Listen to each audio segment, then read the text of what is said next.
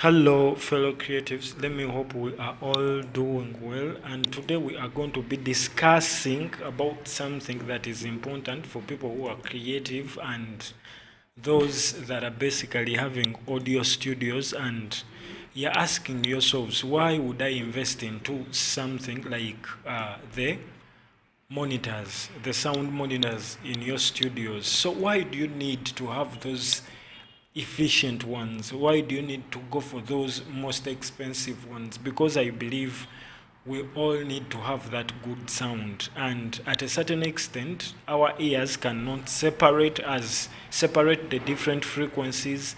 Notice some of the mistakes may be where we are getting into the highs or the basically the too lows that we don't need.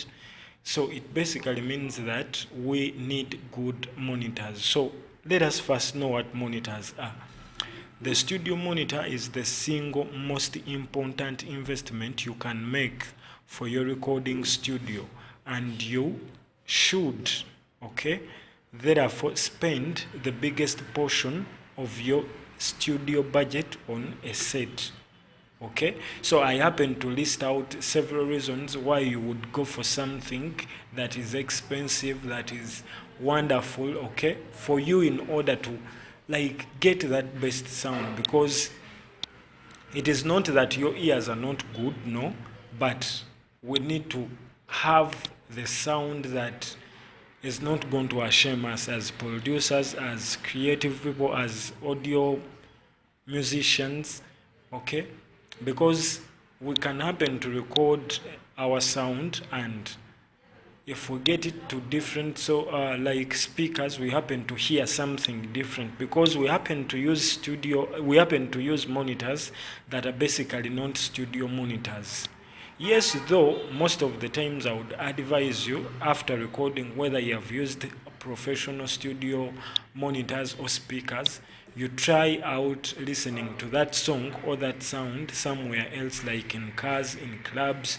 So you test it in different environments, but you still need to have wonderful studio monitors or speakers. They are only speakers, right?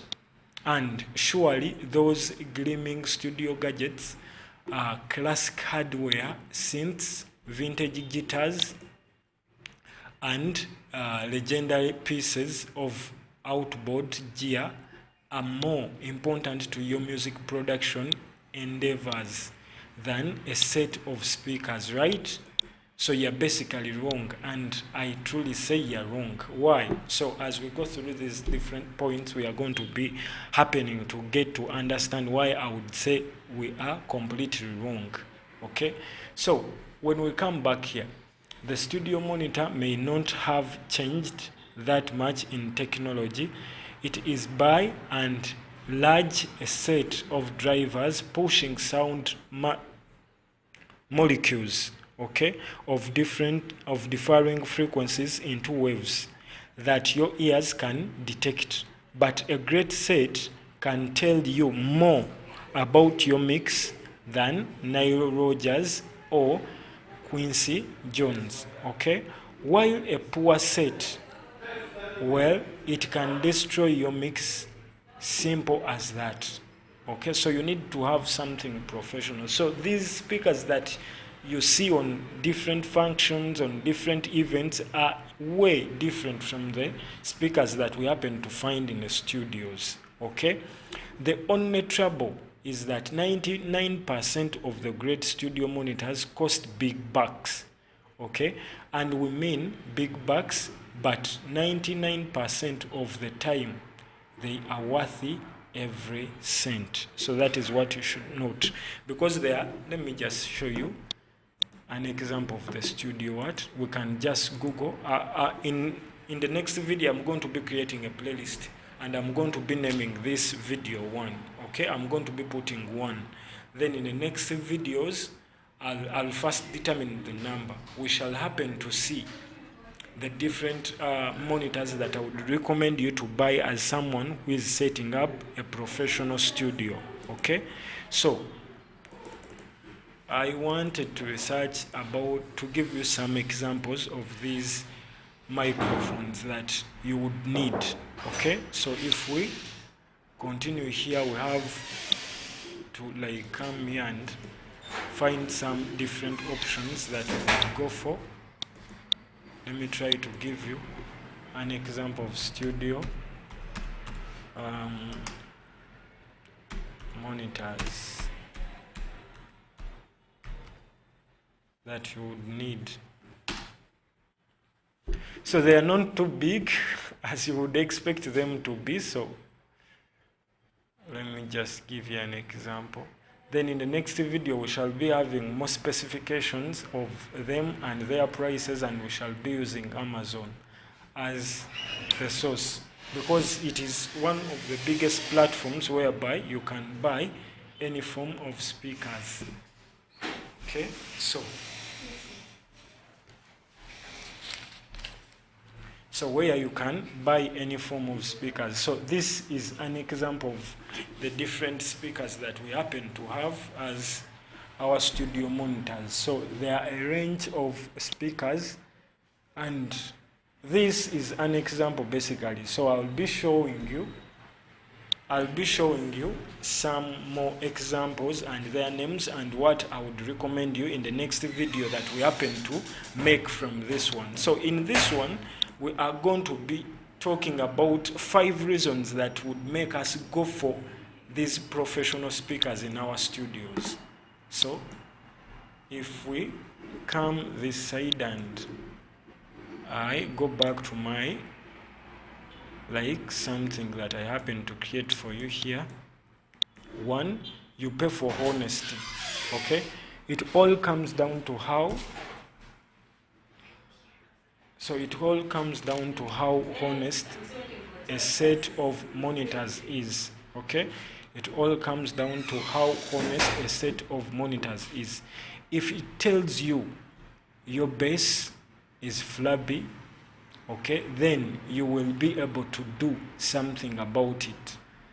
Okay, so we first of all, these monitors give you a honest review of the track that you're basically making. So if your bass is flabby, then you have to do something about it, because that is what these professional speakers are basically telling you.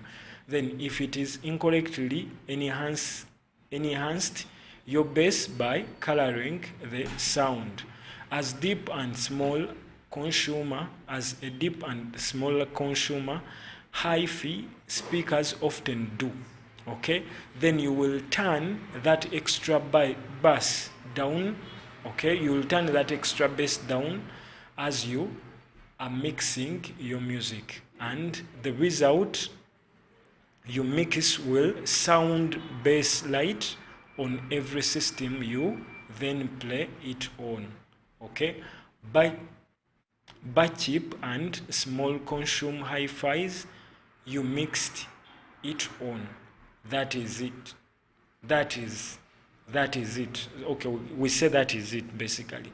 So these monitors will help you monitor those different things that you have put inside. Okay, with maybe stereos, with bass, with any instrument that you happen to put in. So it will tell you whether it is too much of it or less of it. Okay, then studio monitor manufacturers spend years designing speaker models with an honest frequency response, okay, which on paper means it is a technically flat frequency response. Okay, so you want to look for relatively flat frequency responses like this, one from a set of EV audio monitors. So there are a lot of monitors. I have made some clarifications that I will be sharing with you that you can go for, that are basically outstanding. Okay, for some time we've spent in music, that is what we could recommend you, that you could check out and maybe pick any, and I will be sharing that in the next video. Then besides that, check the signal level in dBs. Okay, so you can pause the video and go through this. Then the other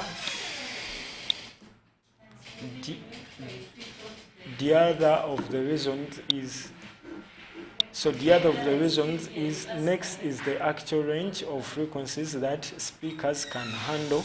Okay, wide range costs. A wide range costs. Okay, next is the actual range of frequencies that speakers can handle in the first place. Okay, and here are guessed it. You guessed it. The wider the better. Greater speakers will go down to the depths of human, okay, of human hearing, down to 20 watt to 20 hertz, and up to frequency levels that far exceed human hearing. So, meaning that there are some frequencies that you wouldn't hear as a human being, and you need these speakers. That is why they are a little bit more different from the other speakers. So that is why you have to go ahead and get a set. Okay? So why they bother exceeding the human frequency range is complicated.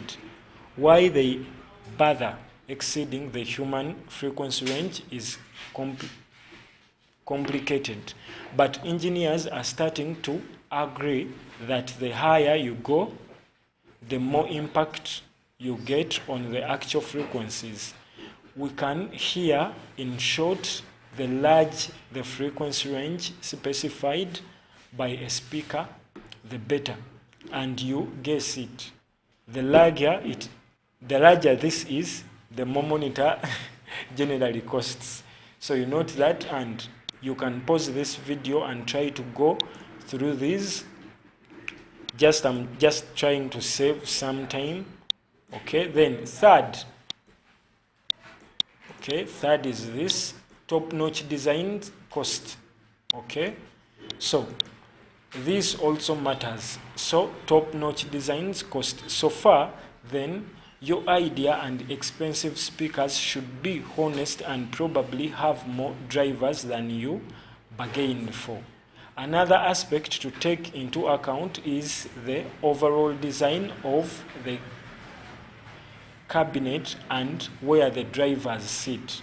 Okay, long gone are the days when you could just mount the drivers in a wooden box and then point them at a listener's ears. All sorts of technology now comes into play with that cabinet design, and it is all to make the listening experience more accurate and over as wide a listening space as possible. So now you can go through this, and you can pause this and go through this as I scroll this. Then number 4 would be something that you would pay for that you don't understand is the better and faster transients. The better and faster transients. So one last dramatic characteristic you need to know about, because it might cost you extra, is your speaker's ability to handle transient response. Okay, this is simply the time it takes for a speaker to repeat to the voltage of the sound being put through it. So think of that cone vibrating with an amplitude that is proportional to the sound. Does it react quickly? Does it settle quickly? Does it overreact?